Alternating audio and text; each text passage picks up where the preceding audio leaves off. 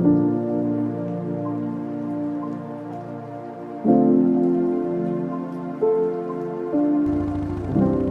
And welcome everyone to the Bong hippie.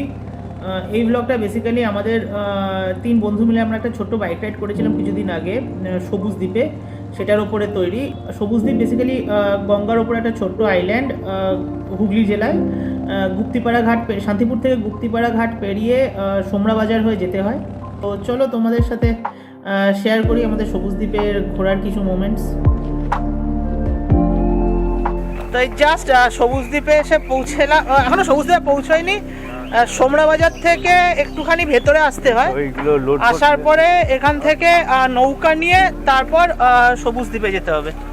এরকম বেশ সুন্দর হাতে টানা ডিঙি নৌকা, বেশ ভালো।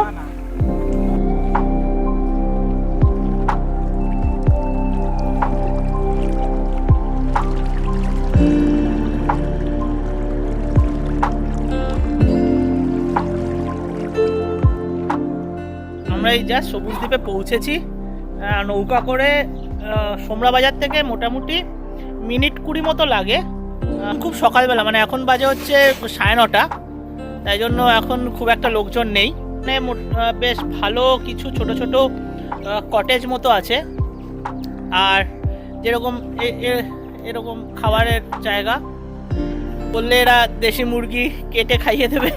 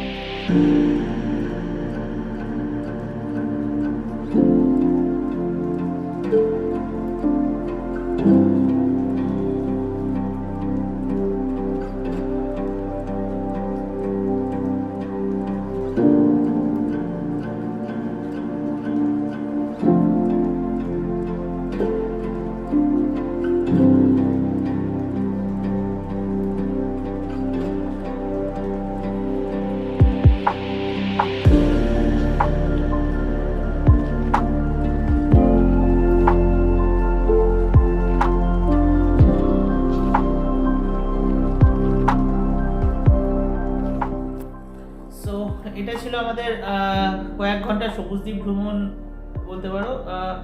আমরা 3 বন্ধু বাইক নিয়ে গেছিলাম। অ্যাকচুয়ালি সবুজ দ্বীপে বেসিক্যালি এখন দেখার মতো খুব একটা কিছু নেই, কারণ কয়েক বছরের বন্যা প্লাস আমফান প্লাস আরও কিছু কারণের জন্য রীতিমতো সব কিছু ভেঙে চুরে গেছে। জায়গাগুলো এখন প্রায় বন জঙ্গলের মতো কন্ডিশন, যেটা তোমরা দেখলে। কনস্ট্রাকশন শুরু হয়েছে, গভর্নমেন্ট থেকে আবার কটেজগুলোকে রেডি করার ব্যবস্থা করছে, আর তার সাথে নতুনও কিছু কটেজ তৈরি হচ্ছে।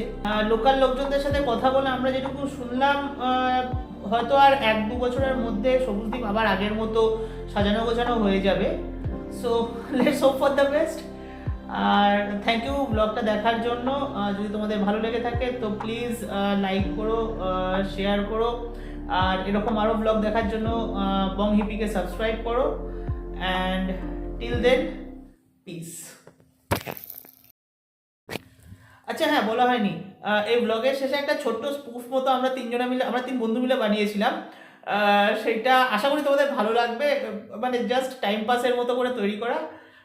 তো এতক্ষণ যখন আমাদের সাথে ছিলে, তাহলে পারলে ওই স্পুপটাও একটু দেখে নাও, ভালো লাগবে আশা করছি। চলো বাই বন্ধুরা। প্রায় 1.5 কিলোমিটার আমরা হাঁটতে হাঁটতে এসেছি, এখনও পর্যন্ত বাঘের কোনো নিদর্শন পাওয়া যায়নি। সামনে মনে হচ্ছে একটা নদী, নদী মানেই সভ্যতা। চলো আমরা দেখে আসি সভ্যতা কোনো কিছু পাওয়া যায় কিনা।